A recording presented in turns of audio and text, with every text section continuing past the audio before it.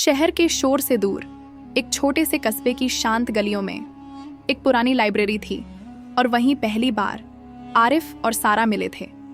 किताबों के बीच और खामोश नज़रों की मुलाकातों में कुछ खास था।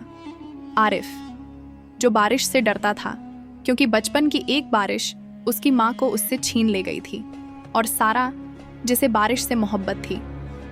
एक दिन जब दोनों लाइब्रेरी के बाहर बैठे थे, बारिश होने लगी।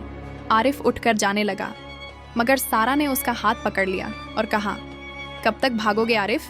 कभी तो अपने दर्द का सामना करना होगा। आरिफ कुछ पल रुका और फिर बारिश में चुपचाप उसके साथ खड़ा हो गया। वो पल एक खामोश वादा बन गया। वक़्त गुजरता गया और प्यार गहराता गया। फिर एक दिन आरिफ ने कहा, मैं बारिश से डरता था, लेकिन अब मैं उसमें जीना चाहता हूँ, तुम्हारे साथ। और यूं उसी बेंच पर जहाँ वो पहली बार मिले थे, बारिश की बूंदों के बीच, आरिफ ने सारा को अपना हमसफ़र बना लिया। अगर आपको ये कहानी पसंद आई हो तो हमारे चैनल को सब्सक्राइब ज़रूर करें।